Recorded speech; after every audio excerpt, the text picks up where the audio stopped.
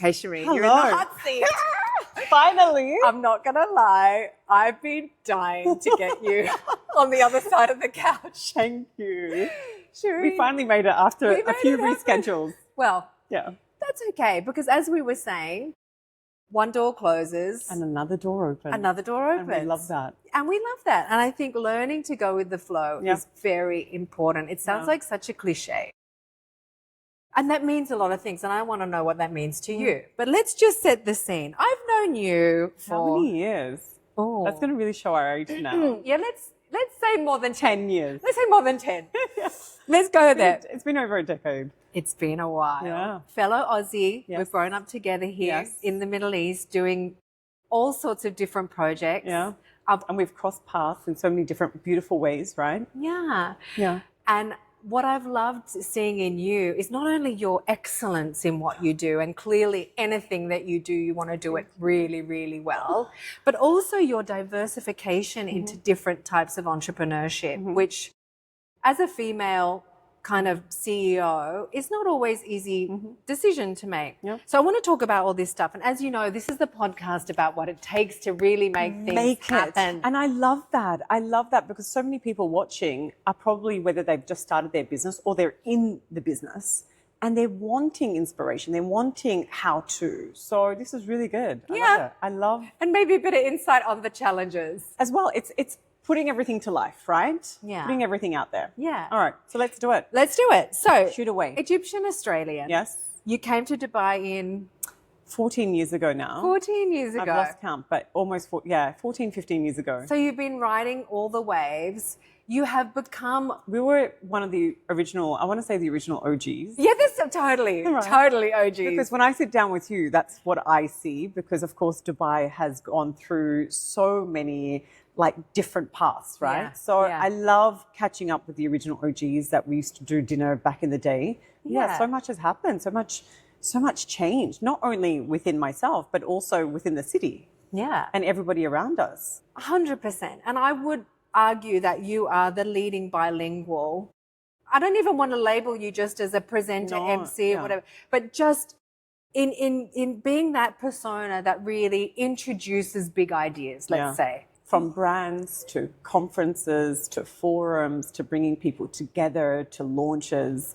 I've pretty much seen it all over the past 15 Yeah, but you're just such a dynamic force in that space. I want to talk about how 14 years of personal growth has kept you sustaining the energy to keep going with this. I think you know what it is? It's this country and it's this city, I would have to say, because it is so inspiring. And as it evolves and as it changes, you have to look within yourself as well, and you need to evolve and you need to change. So a lot of my inspiration has come from this country. And I don't just say this, honestly, it's every single conference. And I work with a lot of government entities. Yeah. I work very closely with ministers from a coaching perspective, but also, facilitating their entire conferences and forums.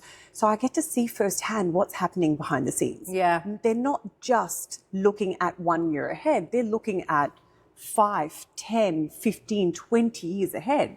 And so everything that I implement even into my own businesses now, or I even implement into myself when, for example, I sit down and I do strategy, I take on so much of what I've learned from this city and from this country. So the last, let's call it 15 years, I've evolved as much as this city and country has evolved because I've taken so much. Every single interview, every single person that I've sat down with, I've taken something from them. Yeah. And I'm privileged. Although I am paid and I love what I do, I absorb so much. For example, I'll give you an example. My last interview was with Andre Agassi. Amazing. Was for a government entity here in Dubai. It was for a project management forum. And first up, I had to sit down and think, these guys are in project management. The opening ceremony is me. Amazing. And I'm inviting Andre Agassi. I want to address the elephant in the room, right? I have to switch positions and put myself in the audience. And it'll be like, as a project management expert or a manager, I'm sitting there going, why did they bring Andre Agassi? He's a tennis player. What is he going to teach me about project management and to be better in my job? Yeah. So I had to very quickly addressed the elephant in the room and put out there, why have we brought Andre Agassi? Why has the government flown Andre Agassi to Dubai? And why is he part of the opening ceremony, right? And it was very quickly, and because I've been doing this for a long time, you start to find out, what does the audience want? Yeah. Right? You're really you're working for the audience. And if anyone has attended my masterclass in public speaking, you'll say, it's not about, like, even today, this is not about us. Yeah. Who's it about? It's Them. the person Of who's going to be course. watching. I want them to 100%. take away so many key messages Yes. and to hopefully implement it into their own life. So when I start anything, I always think of the end person. I want to inspire, Yeah. I want to educate, and I want to entertain, right? And so first up, I had to connect project management with Andre Agassi. Yeah. Now, we all know him as the #1 tennis player. Especially for our generation. Of course. Right? Olympic gold medal. He's broken so many different records. But what's that got to do with project management? And so his life, his career is a project. Yeah. Getting to #1 doesn't just happen by chance. It has to be a lot of strategy. There are lots of reviews. There has to be, of course, lots of training, excelling and perfecting your craft. That's all project management. Who's going to stay on your team? Who are you going to let go? Forward planning. Yeah. That's all part of project management. To be #1, to set the vision and to say, I'm going to be the #1 tennis player, that's a project, right? 100%. So then that's how everybody was like, whoa. I never really even saw it that way. I just saw him as the #1 tennis player. But when you kind of trace back and go, how did he become the #1 tennis player? Well, he addressed it. He saw that as a project. Him and his family and his father saw it as a project, and they achieved that project. Amazing. So I'll tell you one thing that I really took away from him, and the same thing that I take away from every single person that I sit down with, whether it's you or an entrepreneur or a leader. One thing that just blew me away with this guy is he straight away said, we were talking about advice, and I was asking, what's your advice to, project managers out there? And he's like, Shereen, and he just stopped me. I don't like the word advice. And I was like, okay, I was listening. I was all ears. Why? You are one of the greatest tennis players. Yeah. You are the most incredible athlete of your kind, right? And because he was so humble, and this is what I love about sitting down with real leaders. Yeah. How humble they actually are. And I've sat down with everybody. He said, I don't like the word advice because who am I to give them advice? Yeah. I am merely human. And I'm like, if you're merely human, then what are we, right? But it's that acknowledgement that his world is his world. Yeah. It may not apply To everybody. Okay, principles, And like that's you what I said, love. but that's the humility. That's what I love, because you've got, look, let's face it, and I'm going to keep it real here. You have Real, baby. so many podcasts. You've got so many people sitting on different couches claiming that they are experts in their field, right? And I just want to put it out there. Yeah, absolutely. And I want to keep it real. I think the most important thing is one size does not fit all. Yeah. Is really knowing that. And I've seen so many statements being blurted out, and I'm just like, I sit there humbly smirking, listening to some of these statements, and I say, one size does not fit all. His advice that he's probably going to give somebody from his perspective, from his background, may not apply to every single person. In fact, it may offend somebody on the other side. Yeah. Right? So I think staying humble is the most beautiful thing that I have learned from interviewing incredible leaders. The real leaders are the most humble people that you'll meet. That's beautiful. Yeah. So I have taken something from him, and I'm like, you know what? That's so spot on. I don't want to give somebody advice. I'll tell you what has worked for me. Yeah. Right? I won't tell you what you have to do. My advice is that you've got to wake up really early in the morning and do this and do that. Instead, I'm going to tell you what worked for me. Yeah. And what didn't work for me. Yeah. And if you can take away some lessons from that, then I'm happy. But that is as much you as it was him, because that is the magic of Shereen. I straight That's away, what you do, baby. I almost had tears in my you're eyes when he was channeling. saying that. Babe, it's the empathy. Yeah. Because you have this empathetic soul Yeah. and you're purpose is to do what you do for your audience, and your Totally. acknowledgement of that, that is why you then channel that energy. Yeah, absolutely. And I But love that. that has been a journey, I'm sure, in itself. Or was that quite kind of innate in you? No, absolutely. I think every single interview that I have done has taught me something new. Amazing. I still even remember, when people ask me what has been some of the most challenging, for example, events or, interviews that you've done. And I'll Yeah. never forget this. There was one event that I did for a huge brand. It was actually in Alcoz. Oh my God. Yeah, it was in a warehouse, very similar to this, and it had no windows. It was a massive event. I still remember it. It was all about educating the public about posting wisely, about social media awareness and responsibility, which I absolutely love. So they're like, Shereen, we love you to do this for us, Amazing. because I'm all about that. Yeah, absolutely. I draw the line in terms of privacy, and Yes. especially on social media. I would never, for example, reveal where my daughter goes to school. I'm quite sensitive about certain topics, right? Absolutely. And so we did this massive event, and which I totally loved. It was called Post Wisely, and they had various different stories. And they had Ali Mustafa, who actually produced some of these stories that showcased some examples of how social media can go wrong, right? The terrible things that can happen with social media. Yeah. So it was just an awareness campaign, and I loved that. So as we were delivering, the opening, and thank goodness, one thing that I will say is that I take my job very seriously. As You you do. know. You absolutely I don't do. just go up on stage when people go, oh, you're such a natural, you go up on stage. I'm like, I'm prepared. Oh, yeah, babe, I knew what I was talking about. I knew my content. I just don't go up on stage and read a paper. I don't actually often read. I go, and because I've studied my content, and because I love what I do, I will channel the audience, and I'll kind of deliver it in a way that the audience kind of feels it. Right? Yeah. So doing the same thing, I've already watched each of the videos prior, so I know the stories of each of those videos. And in the middle of everything, right at the beginning, the power goes off. God. Power goes off. It goes pitch black. Oh. We're in a warehouse. Oh. There's not even a window that can shine some light. What do you do? Oh.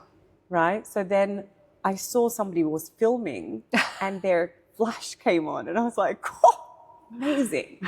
Everybody bring your phones out and give me some light. Thank God. Just so people are like, how did you know to do that? I haven't been prepared for this. That wasn't part of the rehearsal. But that's life, To say, isn't it? If the power goes off, tell everybody to grab their phones out and to give you some flashlight. Every single event, every single interview teaches you something new. Yeah. And it will trigger you. Be like, okay, now I know what to do. And I teach this now. One of the things that I love, and I now coach people on this, is to accept and expect. And I would say this has helped me in so many different ways. Expect challenges. Yes. Accept that people are going to do wrong by you. 100%. Do you get me? Like, if you just if anybody's out there, please write those two words down. Yeah. Expect and accept. Accept that you are human and that we're going to make mistakes. Yeah. Expect it. Yeah. And that things are going to go wrong. Yeah. And it's nobody's fault. It's just, it is part of so many cogs turning at once, and that is humanity, right? And so especially in the events game. Oh my God, absolutely. And I live and breathe. I mean, we have an yeah. events company, we consult on events, and I'm always working within events. Yeah. There's always something. And so people always turning around and be like, you're so calm. And it's like, what am I going to do? Yeah. And energy is not lost or destroyed. It is merely transferred from one person to another, right? Yes. So if I'm all anxious and I'm all stressed, what's that going to do then to my audience? It's a and ripple I'm on working effect. for them, right? Yes. So this is it. Expect and accept, right? But that's a big place to be able to get to, because there's such an obsession with comfort. Yeah. Right. And perfectionism. Yeah, which is ridiculous, because actually the people that we all look up to out there are constantly improving themselves in the public eye, understanding that they are actually human. The end user and people who are starting businesses still think that they need to be perfect. And I speak to them. They're like, my business is not perfect enough to launch, or my website is not perfect enough to launch, or I'm not perfect enough to speak. That is the big problem. Right. Yeah. I'm not a great speaker, so I can't represent my company. It's like, you don't have to be perfect. You just need to start. Yes, you need guidance. Don't get me wrong, you don't go in throwing yourself into something without having a little bit of strategy, right? Right. No. Learn. Like, as in, at least kind of in minimum, just watch a video of the how-to, right? Get yourself a teleprompter, for example, to minimum, or download an app that can do that for you to help you. But, you know, perfectionism, as you said, it doesn't exist, but people out there still think that they have to be perfect to start. But I just think that you're never actually there. No, And I agree. The pursuit of getting there is the fun. I strongly there's agree. such an obsession with, I want to get to this point. What for? Be limitless. Yeah. Limitless means that you're never there, and embrace that. But this is it, like you said, the fun part is the journey. 100%. Like, I would say when I look back at photos, I sometimes don't even recognize myself. And I'm like, oh my God, was that me? But that was the journey. And can I tell you, like, now 15 years on, I just turned 44. Oh my God, lucky number. I know. I love where I am now. Yeah. I wouldn't want to change where I am now. You're so beautiful. Because I've learned so much. Yeah. I've filtered so much. Yeah. I've accepted so much. Yeah. I now go into expecting also. I expect, because I've learned from so many of my mistakes. Yeah. I expect that, let's just say, for example, that maybe some documents won't be ready and I'll have them ready. Right? 100%. I expect things now, Yes. right? And you learn. Yeah. You live, and like everybody does, you live and you learn. And I think that just comes with time. And I wouldn't change the mistakes that I've made. Right now I sit here and I'm like, I'm so at peace. You probably can tell I'm just so at peace. Yeah. I mean, where for I me, am. your energy has always been like this. But I even think more you're so speaking, now, I think. you're speaking very openly, and I really do appreciate that. Yeah. And that's the beautiful thing about actually getting to the 40s. Yeah. Oh, yeah. Right? Yeah. It's like I always tell people, like, you can't understand what it's like to have a baby without having a baby. And it's like, you can't go through the decades without going through the decades. Yeah. And I think 40s is this beautiful, all the cliches are kind of true. So you just stop caring so much. It's true. You stop worrying so much. I mean, you were probably a little bit more advanced in those departments, but you've also accomplished so much at this stage. I mean, not everyone in their 40s has done what you have been able to achieve. Yeah. So, but I feel, can I tell you that? Yes. I feel that I haven't even started yet. That's amazing. I feel like there is still so much more that's that I the want humbleness to do. coming in. Yeah. The acceptance that the journey is also limitless and there's no ending point, because then you can be 90 years old and still feel the same.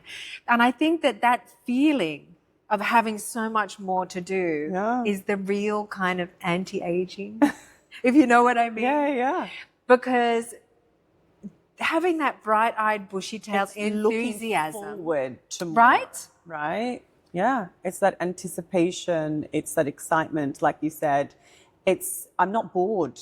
I'm not bored of what I'm doing, which is really 15 years on. And now, of course, my role has very much changed. It's not just on stage. Yeah. It's behind the scenes. Yes. We do events that I'm not even involved in on stage. My team and I do a lot of events that we just basically organize and produce. And then we do a lot of stuff even on the coaching side where But that must be fascinating. Yes. And I would say that's what to be honest, if I tell you, I've been in tears. Oh my gosh. Where I have coached somebody who didn't want to be on stage, but they knew they needed to. Yeah. That it was in the best interest of the department, and everyone that he needed to be. Sure. And so even though he was a little bit outside of his comfort zone and he was like, oh, way no, outside, I don't want to do this. And then, of course, we did 3 sessions. Yeah. 3 sessions. And then he gets up on stage and absolutely kills it. Amazing. Right? And you know what? How did you feel? I was a baby backstage. Oh my God. I was like, oh my God. I was like that mum. Although he was a lot older than me. Gorgeous. But I was so proud. Yeah. So proud. And a lot of my work now is coaching. So people don't see this, and I can't talk about it because it involves royal family and ministers. But I'm so, so proud of the end result. And the fact that they allow me to come into their space, the fact that they allow me to coach them and to teach them, and they have the most wonderful attitude about learning. They're like, you know what, I appreciate that this is not my expertise, and I want to learn from somebody that, you know, that we value, and they're open to learning. And I love that. And it's something that I now teach. It's, you know, my favorite quote is, I know nothing. I know nothing. As much as how much I know, I still know nothing. And I respect others who have the same visual, you know, the vision. Yes. As opposed to walking into a room going, yeah, I don't need to listen because I know everything. And But that tells you a lot about people. 100%. Do you think that, I mean, you could say that leadership today cannot really exist without this? Yeah. Just by what's and the context? You learn a lot about someone with what attitude they bring to the table. When they go into a training, and if they sit down and go, yeah, I know everything. Yeah. I've done a communication training before. Well, then you go up in front of 1,000 people and then you deliver it, right? If you've done a communication training before. So it's you can tell a lot about somebody. How they support, for example, their teams. With what their focus is when they actually address a team, for example, their team. Is it about the I, or is it about the we, for example? You're still seeing leaders doing the I? Yeah, there's a lot. Wow. It's all for them. They don't focus that it has to be all about the team. See, it's funny because I suppose that's just, again, my personal bubble. I just see things moving so differently, but that's really interesting. How do you break through that quickly, you know, so you can move on? It's really showcasing to them that without the team, there is no I. 100%. Or what's the definition of a company? But it's also, how do you inspire the team? How do you get the best out of your team? Right? It's also about the audience. So it's not about me. You know, now I'm in the process of writing, you know, my book. And one of the titles, and I think the title is always the most difficult thing for the authors out there. Maybe for me it is, but one of the working titles that we have is "It's Not About You." but that's too much in your face, but I love it. About you. I love it. When I'm speaking the reason why I'm loving this title is when I'm speaking, it's not about me. No. Right? It's about inspiring. Yes. It's about educating. It's about entertaining my audience. Yeah. For those 5, 10, 15, 20 minutes that I'm on stage, it's not about me. It can be all about me after that, right? At my home, it can be all about me. But while I'm in front of an audience, while I'm educating, it's not about me. I know this content. It's about, how do I translate it? How do I explain it? How do I teach it in the most easiest way so my audience understands it, right? So it's not about me. And when you're a leader, it's not about you. No. It's completely about your team, right? Because how do you inspire them? How do you educate them? How do you motivate them to do the best job? See, the language that you're using, I mean, do you agree with that sentiment that a leader is a coach? Yeah. More than anything? Yeah. He's the motivator. Yeah. She has to be the motivator. Yeah. Because it's not what your team are doing when they're in front of you. No, 100%. Right? Because you can't be, you know, observing and micromanaging all the time. It's what you do when you're not there. 100%. And if you're inspiring them right, and if they're aligned with your vision, and if you're motivating them, then they're going to do the right thing by the business, not by you, but by the business, even when you're not there. Because you're not always here. No. But also, to your point, things like that pandemic that we went through amplified this to us as business leaders dramatically, to the point that is when we started working with remote teams, and to the point that today we have a largely global remote team, which is such a shift that we would have never entertained. We used to have 45 people sitting in front of us that we were monitoring. Yeah. And today we have some here, but we have all around the world. I think it disrupted. It's so interesting. It disrupted what COVID and the pandemic, I think, disrupted a lot of businesses. A lot. They I think, opened a lot of doors in terms of how they can still function, right? And also, this is, by the way, how one of our businesses, our tech company, was founded. Our tech company was founded during a time of the pandemic because people were more, and tech company basically connects users with mental health professionals and coaches from all But around see, the world. there's the connection But not again. only that, not that. That's the What the Shereen pandemic- connection. Yes, but what Seriously. the pandemic did Yeah. is it made people more comfortable in speaking to somebody online. So That's there such was an a interesting massive point. shift in terms of Yes. numbers. Whereas before it's like, oh, no, I don't feel comfortable in speaking to a therapist or a coach online. What the pandemic did, it made everybody comfortable with the idea that life can continue and businesses can still run, and I can have some serious conversations and meaningful conversations via video. Yeah. Right? Yes. So it shifted and it disrupted an entire industry, I think. Yeah. Yeah. And tell us about the app. Yeah, How's it going? The app is incredible, and it's literally not just me. There's a whole lot of people involved, so I can't just take full credit. That we have an incredible team behind NAC, and the inspiration actually came from one of our CEOs that I was working with, and he called me and he's like, Shereen, I'm having to let off 1,000 people. Oh my God. In his organization, and I need somebody to talk to. Wow. Who I don't have anybody in my circle to speak to, which is very, very common. Very common. If you're a CEO, it's lonely up there. Who are you going to speak to? You're going to speak 100%. to, let's just say, your friend, another friend out there, and then you're going to kind of breach confidentiality. Yeah. You can't really speak to your spouse about it because they probably don't really know the extent of the feeling and the guilt that you're probably going through. Yeah. You can't really speak to maybe your PA or assistant. You can't speak to other people in your organization because you're meant to be the strength. 100%. Right. It's very, Who are you very gonna talk to? loaded, the whole scenario. Or whether you're a solopreneur, Yeah. right? Who do you speak to? Yeah. When times get tough, or Yeah. you want to bounce something, you want a sounding board. And so he came to me, he's like, I trust you. He's like, do you know anybody that I can speak to? On a confident basis. And I was like, let me see. I don't know anybody at the top of my head, but let me see.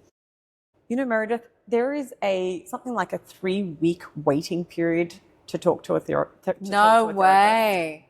Really? Back then, if you call somebody, and it's not like you also get. So the average appointment is lead around, time? Yeah, 21 days, 18 to 21 days. Yeah. This is a global statistic? Global statistic. Oh my God. So even if you're in this, let's just say, stage where you want to That's speak a long to somebody, time right? in CEO You're world. going through something. You're going through something and you want to speak to somebody. You're completely open for it. You've got the money ready and you're like motivated to speak to somebody, and you have something that you really that's on your chest that you want to get out. Yeah. You have to wait. You got to wait. Oh. So what does that do? I never even thought about now that. you're bottling, and let's just say let's say it's not just the CEO. Let's just say somebody is going through some serious trauma. Yeah. Or they've gone through a massive breakup and they want to speak to somebody. What do? They're just going to have to bottle up, or maybe now they've got maybe ChatGPT. Well, there's a big statistic that comes to my mind when you talk about this. Yeah. So what do? They then have to be like, okay, they can't speak to their family and friends. Yeah. Just let's say the topic is quite sensitive. Yeah, of course. They can't speak to their colleagues because then everyone's just you don't know who you could trust, right? Most people actually, because we've done so much research around this, most people actually love speaking to the person that they sit next to on the plane. That's so true, though, by the way. Speaking to your family But yeah, or friends. it's Do true. you know why? It's true. Why? Because you're not going to see this person again.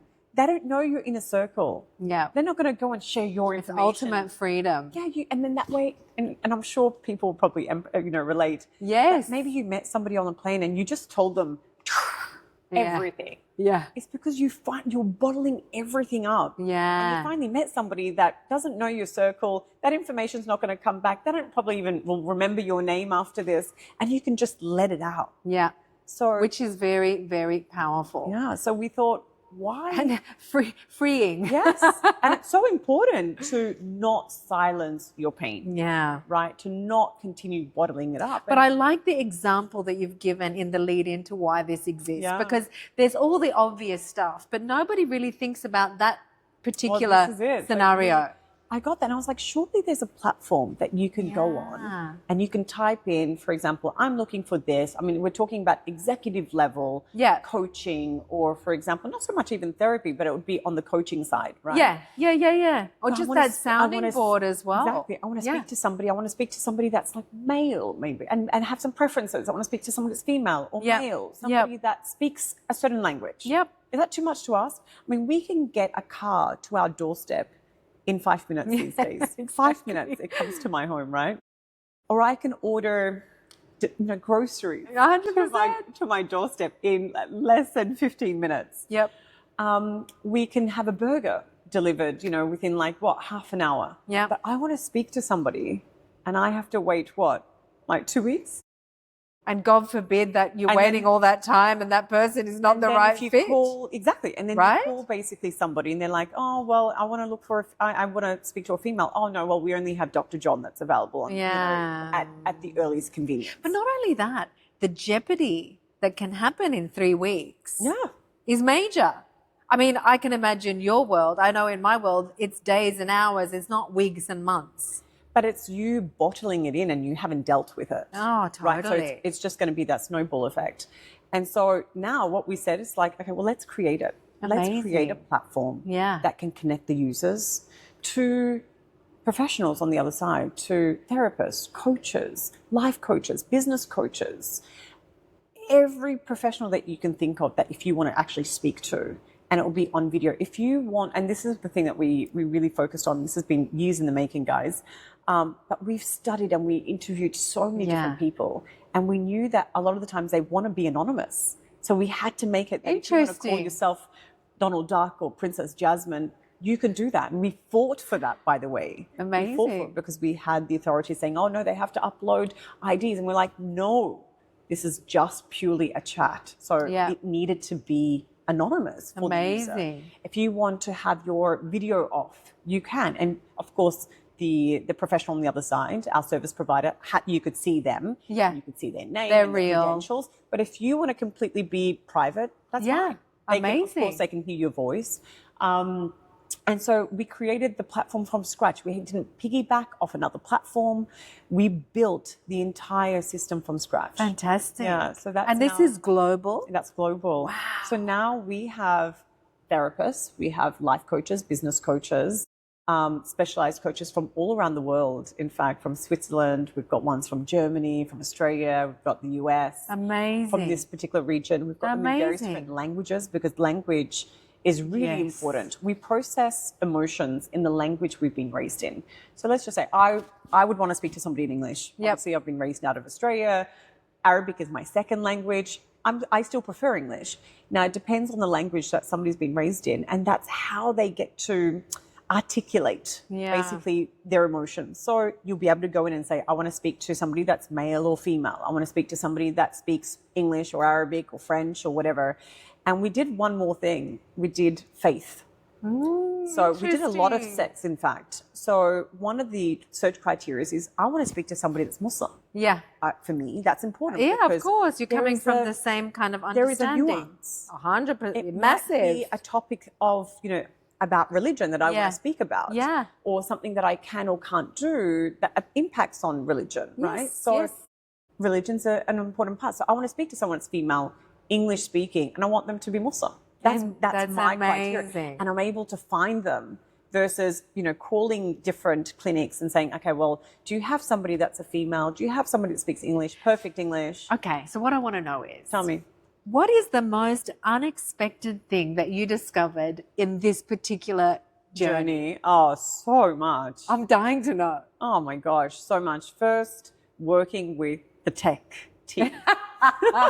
That's interesting. The tech, I mean, they see life completely different to you. I mean, sometimes it's quite obvious to you, where it'd be like, oh, well, this page is quite messy, for example, or I don't know where next. And they're just like, oh, the button's here. And you're like, it's obvious to them, but it's not obvious to the end user. So I think dealing with the ultimate tech team, we got to meet, and it's not something that I have really spoken about. And I think this is my team always like, Shereen, you need to, and of course we're we are going to talk more about it. We have an entire team that's going to be promoting it. But we got to meet Sheikh Hamdan. Oh, amazing. So our app was fantastic. Yeah, it was shortlisted by Apple. Oh, wow. Apple in the region as one of the top 10 apps that has come from the region to the world. That's amazing. Which will be what they call exported to the world. Yes. So it's been created here in the UAE region, but it's not just for the UAE region. It's for global. And they shortlisted 10 different apps, and we were one of the apps that they believe is going to make impact. Yes. And so we got to meet Sheikh Hamdan. Amazing. What was that like? It was beautiful to realize, or to just be appreciated, because we haven't been funded. Amazing. This is completely self-funded. Not yet. Not yet.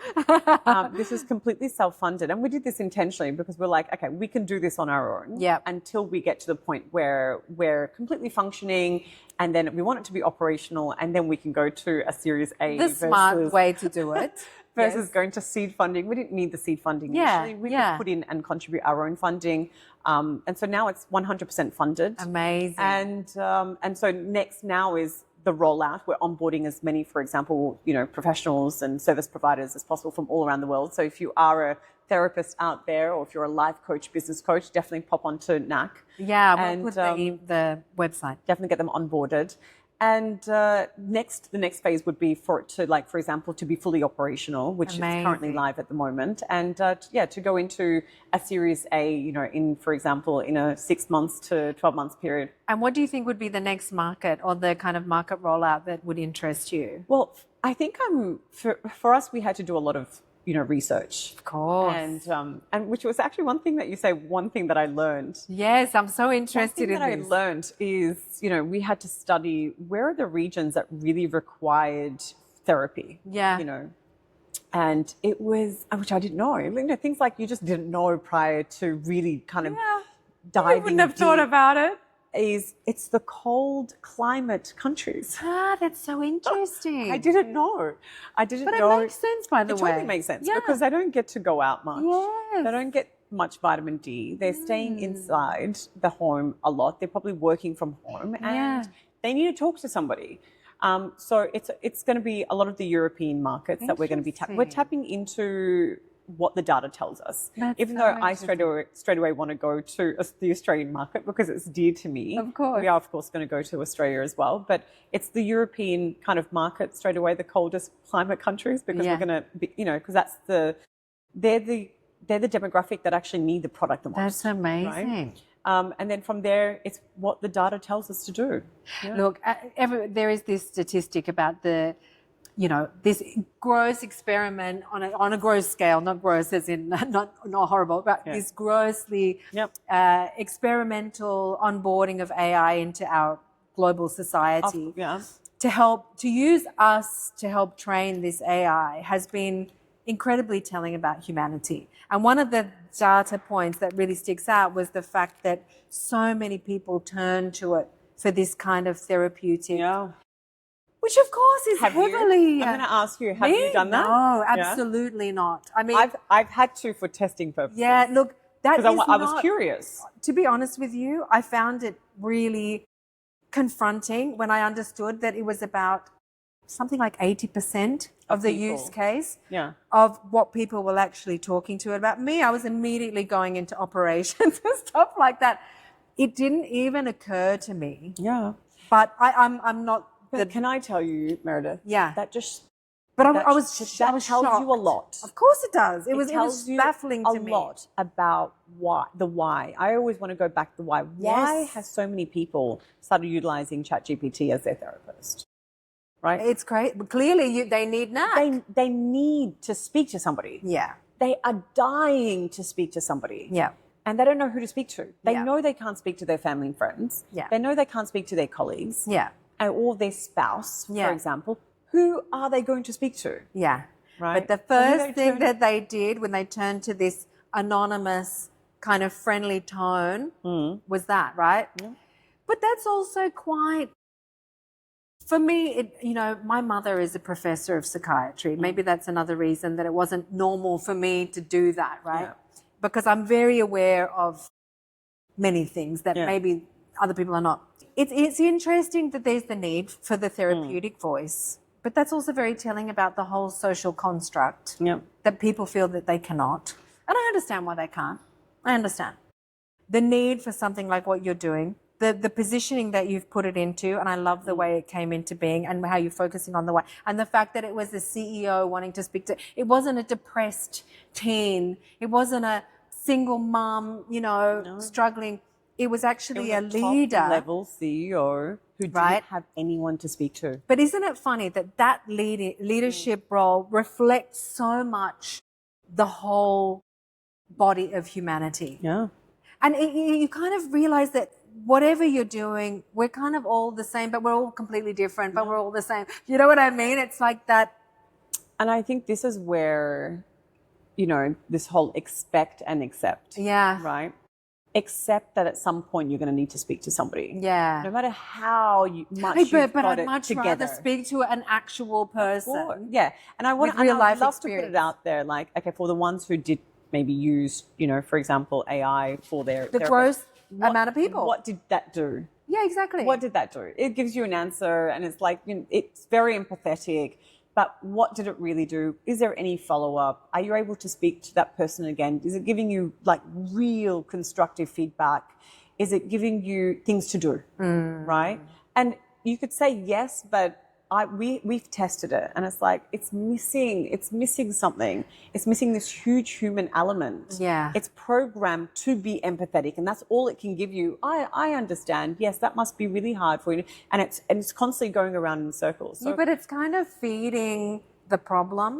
That's what I'm if saying. You know what I mean? If you look at, and that's why I want to pose the question to the viewers that are watching, what did you get out of it? Yeah. Versus speaking to a real human Yeah. that you can go back to, and then you can have that follow-up, especially from a coaching aspect. Yeah. I think people don't understand the real, the real aspects of coaching. Yeah. Whether it's life 100%. coaching or business coaching, like 100%. how impactful it is into you. And how important discomfort is to grow and accept and get through things.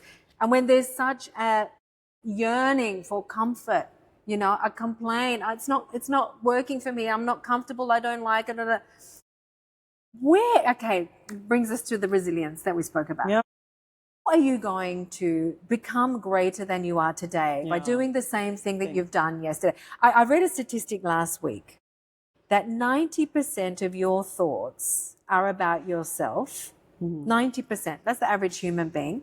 Leaving 10% concern for the greater of whatever, And 95% of your actions are exactly the same as what you've done pretty much the day before, the week before, and so on.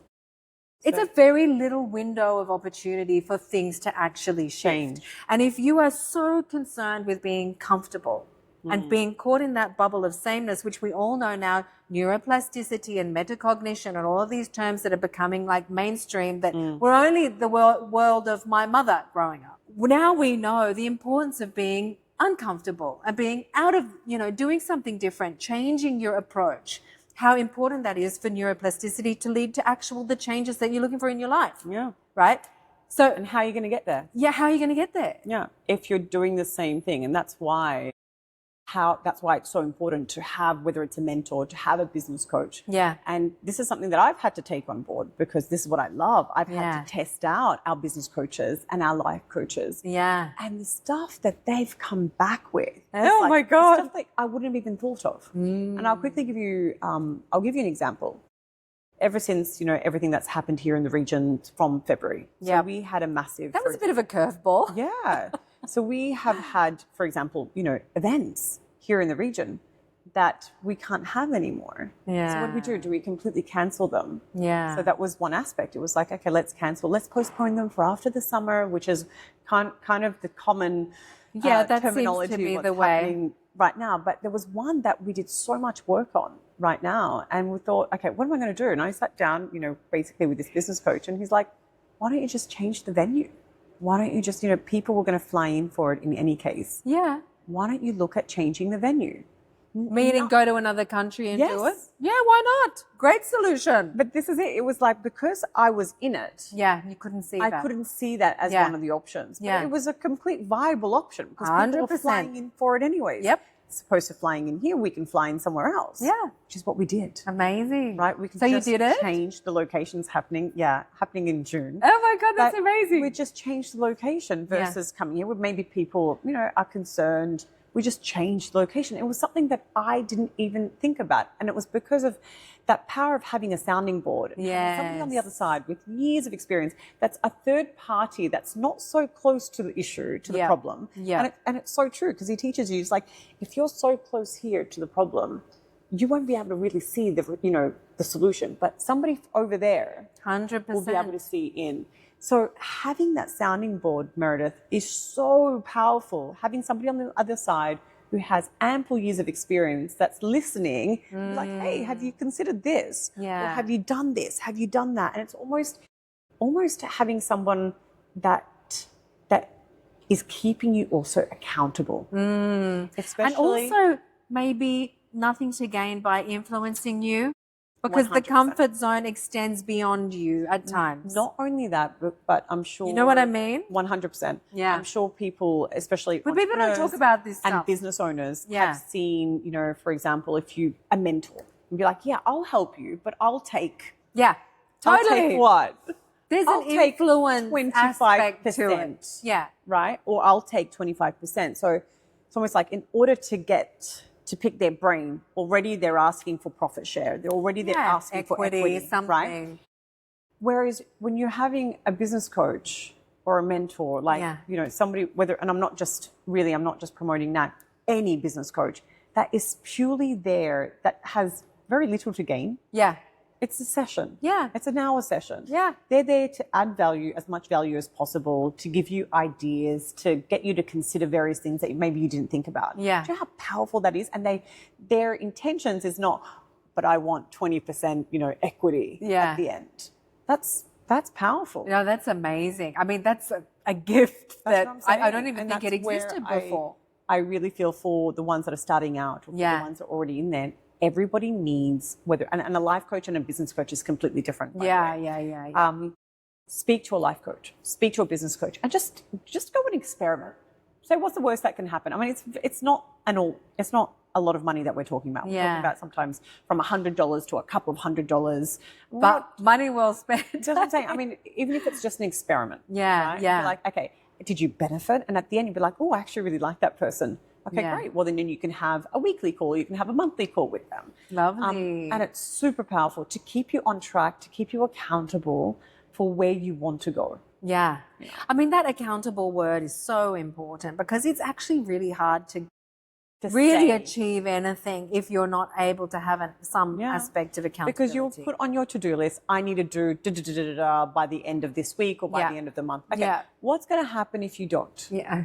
Is anybody going to give you a slap on your wrist to be like, Meredith, you did not do X, Y, Z? Well, as a solopreneur or as a business owner, you're just going to be like, okay, well, I'm just going to transfer Roll it on. that to the following month. We've all been there, done that, right? We've done it.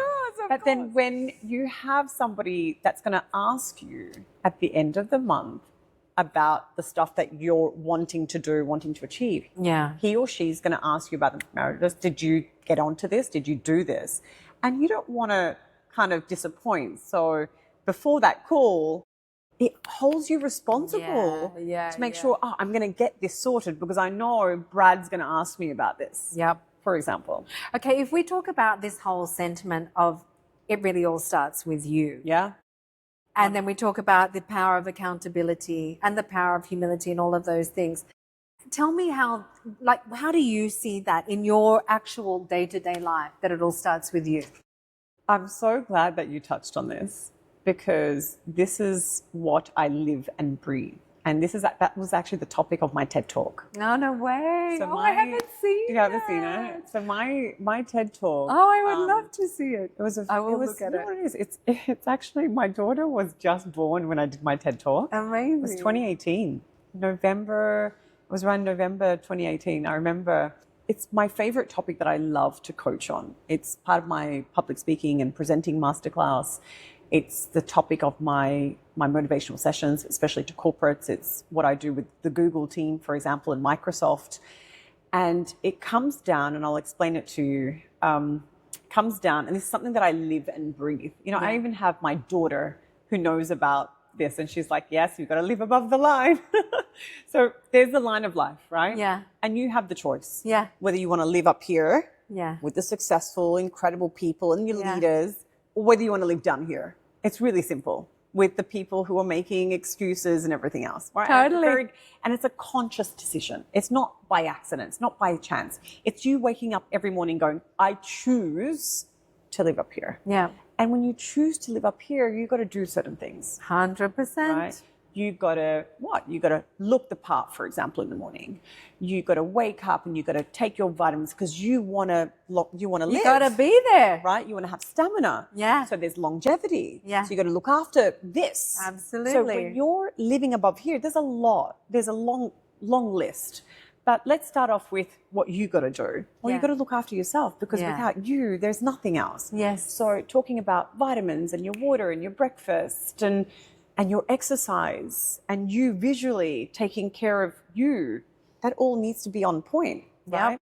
Okay, let's start off. But it's for you. But it's for you, It's for you. ultimately. Yeah. So again, it's all starting back. These are conscious decisions that I need to make sure that I'm good at what I do, right?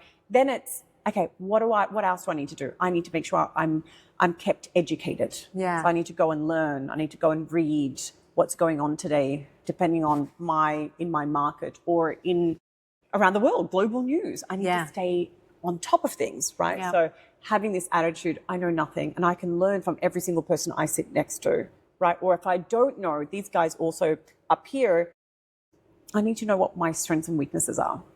I need to know what I'm good at so I continue to do what I'm good at. And I also need to know what my weaknesses are so that I can improve on those weaknesses. Yeah. So if I'm not very good, for example, at AI right now, well, I need to get On with top it. of that. And I need to watch a few videos. Yeah. I need to test it. I need to go download my Claude and my Chat GPT and play around with Nano Banana a little bit and see what's going on. So, because that way I'm not behind in a lot of these meetings that I'm going into. So these guys understand their strengths and weaknesses. And there's a long list, for example, that they're strategic. These guys, we're up here. It's a conscious decision to be strategic. Yeah, totally. No one's going to say to you, Meredith, you need to be strategic right now. No. You got to do that on your own. You got to be like, okay, I need to plan for my week or I need to plan for my month. I need to know, and what are we doing for summer? I need to know, what are we actually now planning? What are we doing in December? Should we be booking these flights now? 100%. What are we doing next year? On not just professionally, but also on a personal front and with your families. Yeah. So you got to be strategic. You got to just, there's so many different elements. And I always say, channel and reflect upon the leaders that you aspire and you look up to. Lovely. Who are they? But what do they do on a daily basis? What are those small little things that they do? Yeah. What are their attributes? Yeah. And if they're doing something that you're not doing, well, put it on your list. Yeah.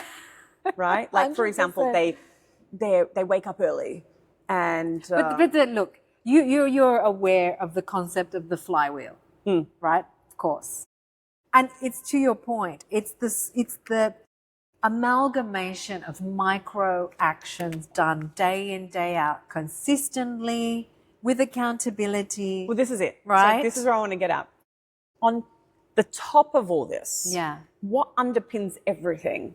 It's responsibility. Yeah. It's accountability. Very true. It's I'm responsible for my day. Yeah. I'm responsible to be strategic. I'm responsible in assessing what my strengths and weaknesses are and making sure I'm doing more on my strengths and working on my weaknesses. Who else is responsible for that? 100%. I am. Who's responsible in taking care of my body?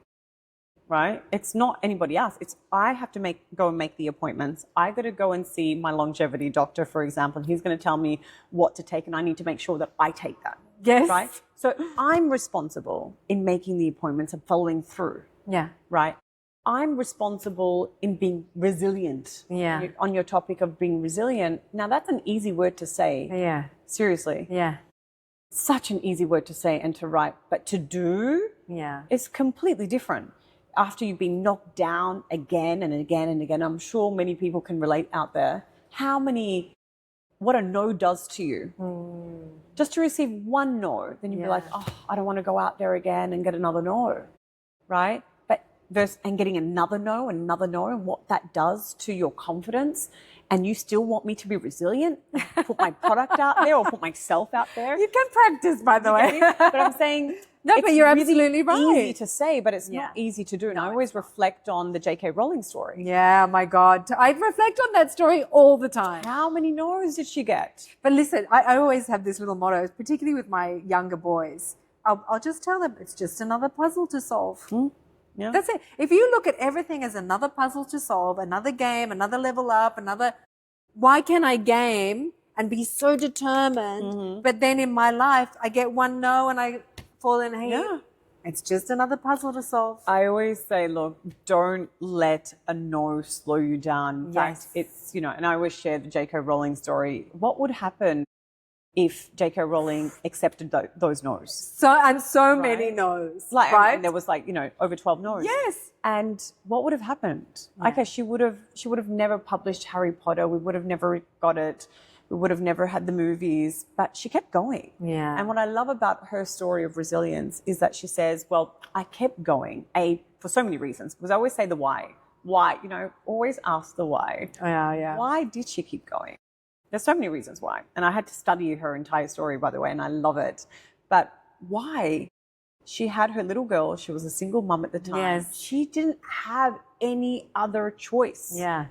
Right? I mean, she couldn't go to work. Childcare was too expensive. She said, it is because I failed at everything in my life. I failed to get a job. I failed in my marriage. I failed to get daycare as to why I was there. As to why I was holding on to this. And secondly, she truly believed in the story. Yeah. And she was holding out for that one yes. And but isn't it amazing? Yeah. And it wasn't just a no, you got to always reflect. When I go back over this story, it's so beautiful because it wasn't a time of email. That's right. You send it all out. Let's contextualize this. And you have to, and you receive the no after a couple of days. No, this is manuscripts that are being sent out to some of the top publishers in the UK, right? And then she has to wait for the letter in the mail to say, unfortunately. It's just soul destroying when you think of all that time. Exactly. It's like the 3 weeks to the appointment. It's like, It's the effort. And, and it's such a beautiful story about how she got the yes, actually. Yeah. Do you know how she got the yes? Maybe I know, but let's hear it again. She got the yes because it was a small little publisher out of Soho in London.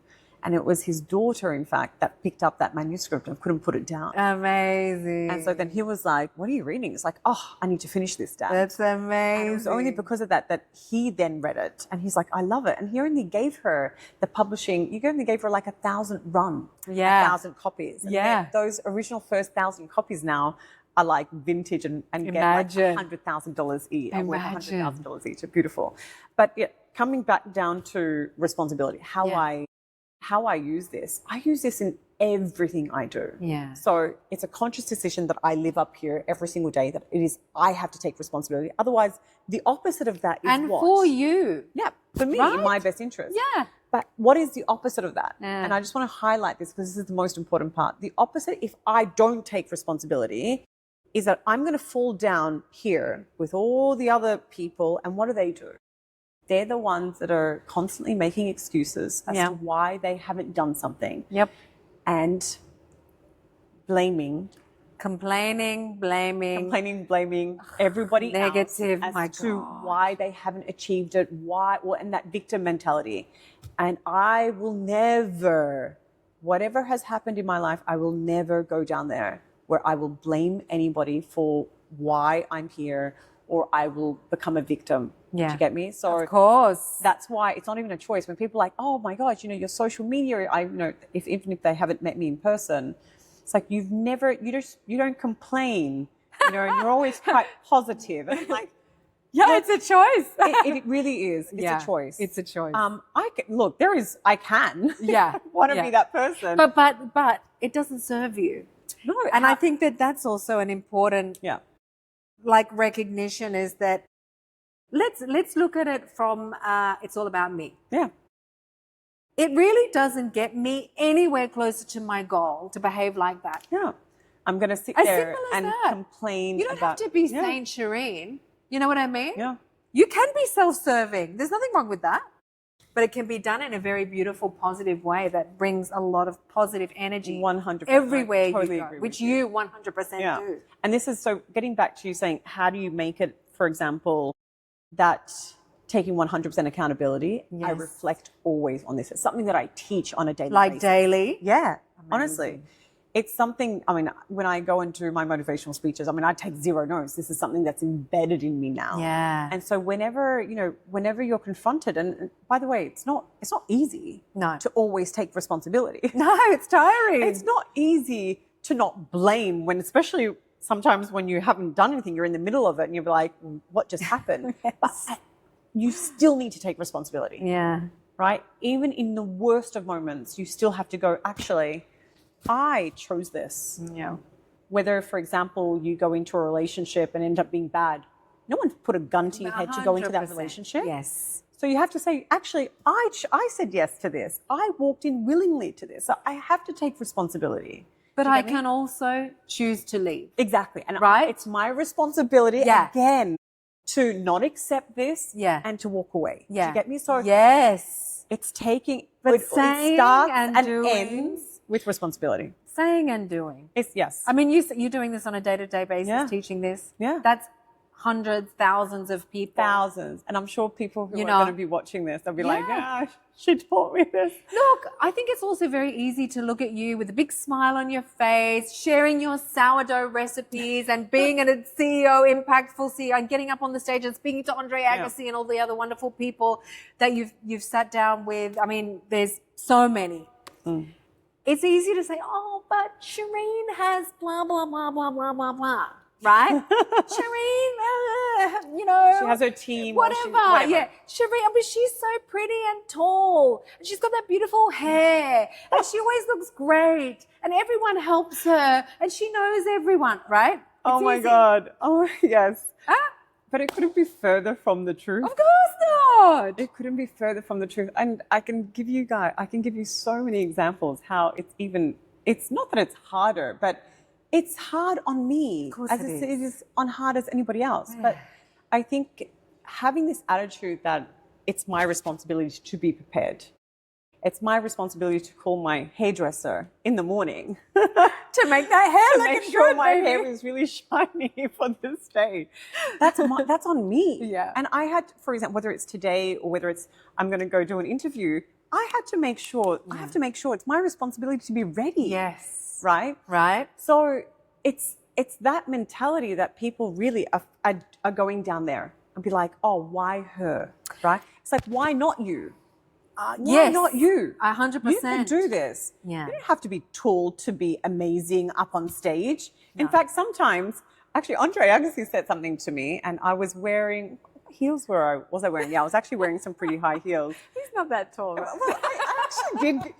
Funny enough, okay, can I tell you guys a true story? I had to Google how tall he was to assess. Look at the preparation to assess level. What heel can I wear, right? That's Should I wear amazing. a shorter heel, or because I don't want to tower over him? No, totally, 100%. And sometimes, if I'm interviewing somebody and I Google them and their height comes up, and if they're not as tall as me, I will wear my shortest heel. But I saw his height online, and he was 180 something, and I was like, oh, he's actually quite tall. I'm only 175, so he's 180 something. So I'm like, oh, I can wear my Louboutins or whatever that I have, and I get there, and first thing he said to me is like, oh, you're tall, and I'm like, I actually wore my high heels because I thought we were going to be equal, but anyways, yeah, I mean, look, you don't have to have all of that stuff to be incredible. Yeah. As much as and this is the thing, the misconception out there is it just happens. I flunked at sourdough, and I openly say this, and I'm proud of saying this. It took me over a year to bake a decent sourdough loaf, and I say this. And if you are following my sourdough journey, you would know. I love the sourdough. You know, have to watch the sourdough because journey. I'm really honest. Like, Yeah, you are. You're amazing. They were pancake loaves, and this is something that I really want to do on a personal level. I'm not starting up any bakeries, by the way, for the people who are messaging me, asking me for loaves. I'm not baking loaves for the public. There are much better bakers in this city than me. But this is something that I personally wanted to do. It was not my weakness. I was like, I want to actually do this. Yeah. And it took me a year until I was able to do and bake a decent sourdough for my family. So things don't come easy. No. You know, you have to work on it and work at it. Same as speaking or preparing. Yeah. I don't just jump on a stage with my shiny hair and, you know, being dressed and knowing what to say without any prep. It takes, and this is what maybe I think, and my team mentioned this, maybe you need to show them how much prep. It's like, but I go through so many. Am I going to film myself for every single engagement that I prepare for? Yeah, no, I think you're doing more than enough. So, exactly. So I'm saying like, there is so much prep, and often, yes, you don't see it, but know that it's there. So nothing good comes easy, let me tell you, nothing. And in fact, this was a topic that, can I tell you the topic that I'm really obsessed with? Yes. And I think the viewers would really appreciate it, especially the parents that are watching. So we watched Michael's movie last night. Oh, how was it? Excellent. Oh, really? Amazing. I was a bit worried it wasn't. We're completely, I mean, we're not going off topic because this has a No, really it's beautiful totally takeaway. fine. Yeah. But I'm the biggest MJ fan. Like, I grew up listening to MJ, watching MJ. We went to his concerts in Australia. We did Janet Jackson on multiple occasions. Whenever he was, you know, he came to Australia, we were like there. Yeah. I grew up with 3 brothers who also loved him. So I was just like the little one that would always be dragged. And I adore him. So we wanted to watch it straight away when it came out. Loved the movie. I will say that my only feedback about the movie is that, yes, his nephew did an incredible job. Acting, singing, dancing, being him. Yeah. Right? My only feedback was the visuals. There was, you know, we've come such a long way when it comes to prosthetics. And look, I'm no expert, I'm no makeup artist, but I would have thought they could have made him look a little bit more like Michael in the face. With the glasses on, with the hair on, it looked like him, but visually that was my only kind of concern. But other than that, the movie was excellent. Was it? And they're saying that there could be a sequel. Oh, Because wow. it stops as he kind of started becoming successful solo. Oh, interesting. And that's when it kind of ends, and you're kind of like, no, I want to see more. I want to see him get married. Ah, interesting. And I want to see him have his kids, and I want to see him evolve even further, right? So they're talking about a sequel. But I'm sure they are. What came out of the movie yesterday, and because I love movies like King Richard, you know, for example, you know, Serena and Venus Williams' dad. And last night, the movie, Michael, you know, had a lot of Joseph Jackson, which is Michael Jackson's dad. Yeah. He was portrayed quite a lot. And what I walked away and what screamed out of this and out of my interviews as well with a lot of the greats like Lewis Hamilton and Andre Agassi and Federer, and what came out of a lot of learnings when I really analyze the legends that we've had is, how did they come about? Yeah. Right? There would be no Jackson 5 and there would be no Michael Jackson without Joseph Jackson. 100%. Right? He created the Jackson 5. It was his resilience and tenacity and non-negotiable vision that made and created the Jackson 5, which then created Michael Jackson. Yeah. Right? These boys didn't have a lot of fun going out and didn't play because after school, what did they do? They practiced. Yeah. They were practicing every single day after school till all hours at night. Amazing. And then he got them the first gig, and then they were gigging, and then they were just performing and to try to get some money. And they were raised, as you know, incredibly poor. Yeah. So the one thing that really screams at me is this whole gentle parenting. Yeah. And this tough parenting. And people, Joseph gets a lot of course, hate. Yeah, he does. You know, because he was the monster that used to beat these kids up and made them, and he took away their childhood. But when you think about it, and it's not to say that I support, of course, hitting children. I don't. Definitely not. what did that create? Yeah. What did King Richard, for example, create with Serena and Venus Williams when he had this whole non-negotiable vision for them and he made them train every single day? He made them great, right? It's because of his non-negotiable aspect and his tenacity and making them train on a daily basis that created legends. But do you think everybody, okay, I think everybody can be a legend, but they don't really want to put that in. But this is it, right? Which made me think, right, as softness. a parent, right, now we're in this era of gentle parenting, right? And I'm sure many of the parents out there, like, we're not beating our kids, obviously. No. We're not telling them, you have to be training every single day. Majority of us now are letting our kids choose what they want to do in the direction of wherever they want to go. Like my daughter did gymnastics, for example, for 2 years. We kept dropping her off, you know, twice a week, paying for the coaches and everything. And then she turns around and says, I don't want to do this anymore. It's too hard, Mummy. And they really hurt me. And and then we just went, okay, if you really don't want to do it, we can take you out. Yeah. We can look at another sport, honey. Yeah. Right. But that's the usual. That's what we did. But Joe Jackson wouldn't have done that. No. Right? Or King Richard wouldn't have done that. No. Or if you look at, for example, Andre Agassi's dad wouldn't have done that. No. Right? You need to have this non-negotiable vision if you really want your kid to succeed in a particular sport. I mean, this is a bit of a, you know, dark place that you're going in terms of what's out there, because it's true. Yeah. It's true. This is the perception of this. Although we celebrate it and make films about the results of this, the perception is that the parent is bad, a bad parenting. Well, tough parent. Let's say tough. They were incredibly tough, but for the sake of their children, because they wanted them to be great. Yeah. And then we were having this discussion yesterday after we watched the movie. And then you turn around, I mean, because we would love, for example, our daughter to get into tennis professionally. And so does she like tennis? Yes, she does. Well, that's a good start right there. I watched this movie last night and I'm seeing Joseph and I'm like, man, I don't think my gentle parenting is going to create a legend, because we're like, it's okay, honey, if you don't want to go today.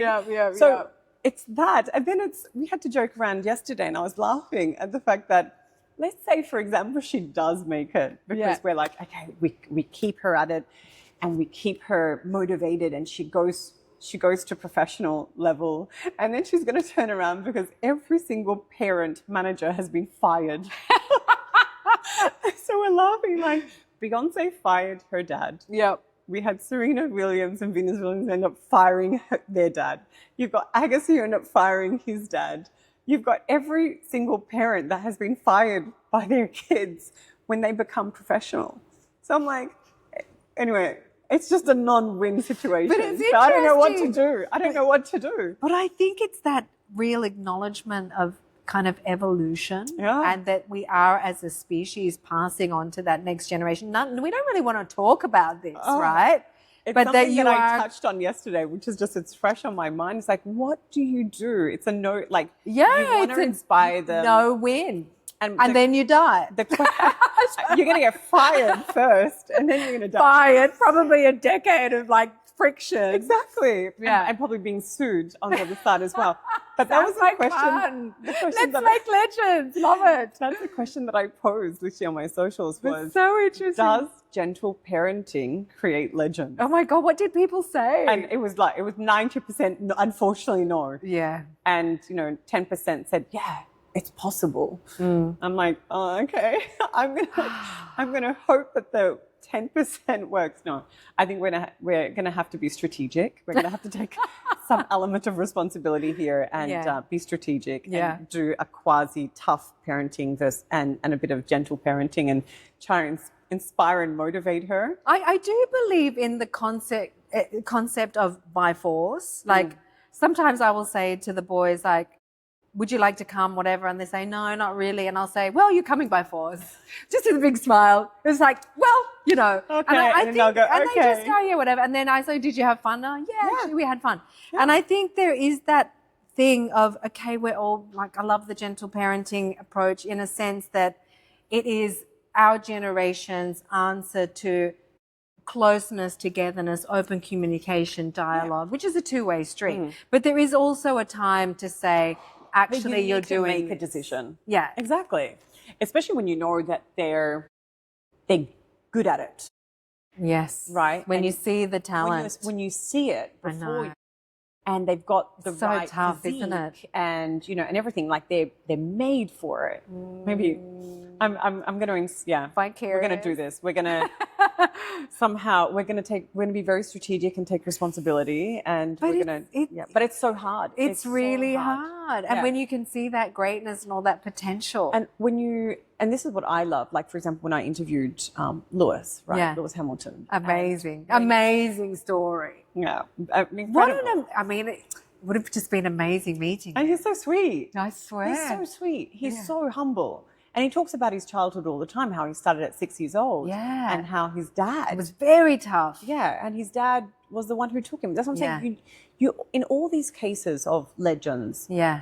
the guidance came from the parents. Yeah. And if it wasn't for the parents' support and persistence, and as I said, the tenacity, Yeah. they wouldn't have got to where they are now. But there's a receptive quality in that child as well. There has to be. Yeah. There has to be. There has to be the love. And a want to actually do it. 100%. So let's get back. Does your daughter really want to do it? So, yeah, she does. Okay.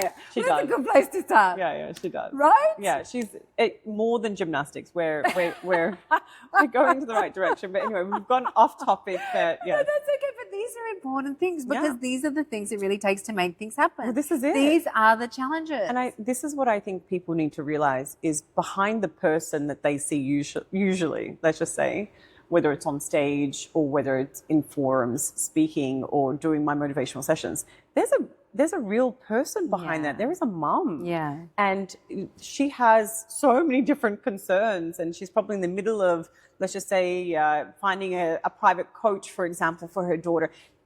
They're the sort of stuff that is just a norm, and and I want to say, whatever they're dealing with, that's also normal. Life is not perfect. And like, that's what I'm saying. Like, I want to put it always out there, and I always try to be honest, even on with my socials. Yeah. Showcasing whether it's my first flunked sourdough and showing them the end result, going, look what I created. Yeah. But also showing them that, we don't always have it all figured out. Yeah. Yeah. I sit here before you as humble as I can be, saying that I don't know it all. Yeah. I don't. And I don't have it all figured out. And I don't want anybody out there looking at me going, oh, Shereen, she just knows everything. No, not at all. We're figuring it out. And I think as any parent out there, we're all figuring it out, and we're all kind of winging it in one way or another. And we have to just have a little bit of grace. Having grace is what I've learned. Yeah.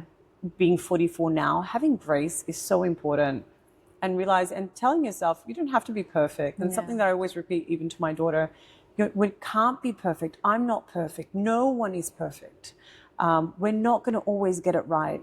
Yeah. Whether you're from an entrepreneurial perspective or from a mom or from a wife perspective, you're not always going to get it right. And that's okay. Yeah. Have grace. Yeah. And, expect. And to yourself. Yes. Especially. To yourself, for sure. Yeah. And don't be so hard on yourself. Yeah. That's the biggest thing that I've taken away. Yeah. I'm not hard on myself anymore. Yeah. I will always shrug it off and going, okay, I did a mistake. Yeah. It's okay. Yeah. And go book a manicure and a pedicure. To get over it, which is what I had to do after when school started again, just so I can recover from the weeks of homeschooling. Well, thank God we're back. We're back on. But this period that we've just had again has been a bit of a curveball.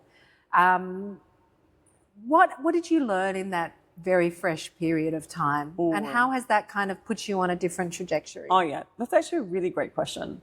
Thank you for asking that. I took away a lot. Yeah. Especially at the beginning when it was scary. Yeah. Right? Yeah, it was What do you do? Yeah. And there's so many ways that you can react, and so many ways people, human nature. And because I guess the nature of my work, I have to stay calm. And it's all about energy. If I was stressed out, then the whole household would have been stressed out. Yeah. So I think what I do for a living helped. But yeah, of course, we're all scared, and we were trying to navigate something new because this wasn't precedent. There was no precedent to it. We hadn't experienced anything like it before. I was born and raised out of Australia. We have never even had heard any of that. Never.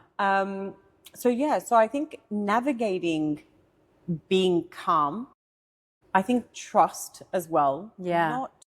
Not getting ahead of yourself, not stressing out too much. Yeah. I think I would say because of my job, it's helped me to do that. We stayed calm. I baked a lot of sourdough. I swear.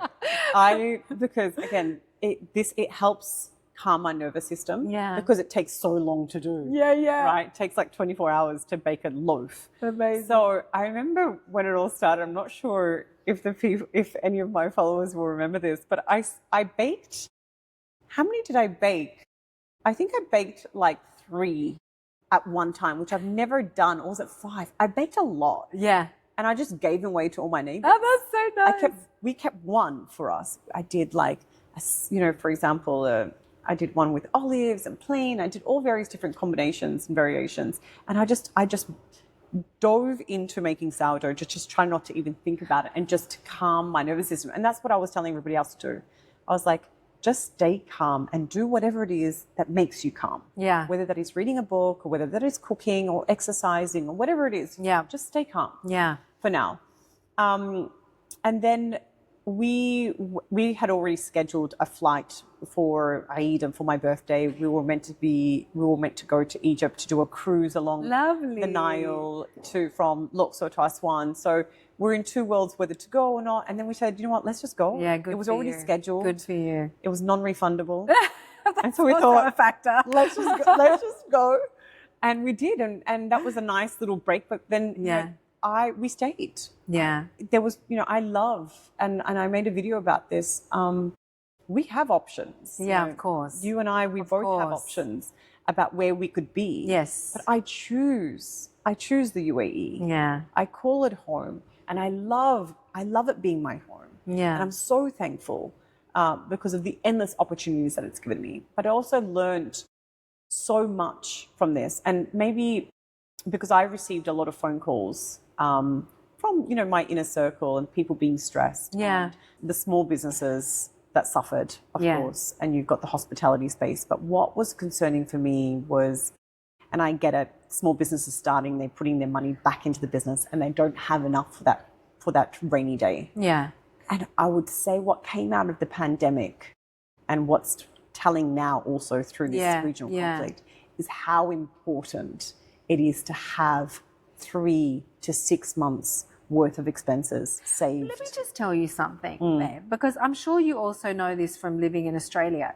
When you start a business in Australia, you are fully prepared for 3 years of not making any money. But I think there's a weird misconception here. That it's like, 6 months or 1 year down the track, I'm going to be like rolling it. I'm going to be cash flow positive. Right? Yeah.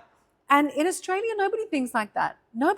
People don't enter into businesses because it's such a... It's all about the long game. It's all about the long game and being prepared. And so, I think you're absolutely right. So, that was one thing that really came out was what did we learn from the pandemic? You took a lot of takeaways from the pandemic. Yes. And you had a lot of your team, for example, working remotely, and making sure you're one step ahead, being strategic, making sure as well that in case we were in lockdown again, whether it's for 6 months or even a year, that your business will still survive because you're able to pay for your staff, right? 100%. And I think that's what I took away from the pandemic as well, is that we made sure that there's always cash reserve for unforeseen circumstances. And so now this time when it came about, it was okay. It was okay that we didn't have events. Yeah. And I publicly said this. All of our events were paused. Some were able to... But you also found the solutions. Yeah. Like changing the location. Changing locations for some, absolutely doing some on a remote basis. Yeah. But ultimately... That's the preparedness in you. But the preparedness, what came from the contingency of making sure that our business, taking that responsibility, that our business could survive, Yeah. even if it was like 6 months with no events. Yes. And it's hard because, of course, we could utilize that money and put it somewhere else. Yeah. But we need to make sure that we can still pay, for example, our rent, the office rent. We can Yep. still pay salaries without interrupting our peace. And we could still continue and be strategic, because when you're stressed, it's really hard to be strategic. Or creative. Right? Trust Exactly. me. So we Yeah. could still continue to find those opportunities. Yes. We're talking about opportunities during this sort of time, and there are, but you need to be in a specific kind of mindset. It's your values that you've been talking about this whole conversation. This is your values in living proof, Shereen. Honestly. But this is what I got. Is because we were okay and we were still able to pay for salaries and rent and everything else. I was still able then now to be creative and be helping support the community and wanting to buy from the community members, making sure our staff were covered. And I remember, and I was telling you, one of our staff members came up to us and literally said something that just blew me away. Yeah. Which I absolutely loved her for it. And she said, "I'm not stressed because I'm seeing that you guys are not stressed." Yeah. If we were, let's just say, stressed about paying salaries, and paying the rent and everything else, that kind of energy is transferred onto staff. Then they start to become anxious and worried about their positions. But when she turned around and said, "I'm not worried and I'm not stressed because you guys are not stressed." Yeah. That was a key thing. And that just shows you how important it is to be ready. Yeah. To that whole expect and accept. Yeah. Expect that things can go wrong. Yep. Make sure that you do have that contingency plan. Yeah. And accept, right, that it's your responsibility to make sure that you have everything covered. Have you got, like, just as we wrap this up with a beautiful bow, have you got a little motto or an affirmation or like something that's going through your head in these months right now? I don't want to talk about your whole life, like something that's kind of happening now. No, I think it comes down to accountability and responsibility. Honestly, it's that. It's my responsibility. Yeah. You know, my energy that I bring to the table, that I bring to my home, that I bring to my family. Yeah. I have to check myself at the door. Yeah. And it's not to say, by the way, that I have to be perfect. When I need to vent, I need to vent. Actually, we have this thing in our house where I actually say, "Guys, I'm just venting. Yeah. I don't need feedback." Yeah.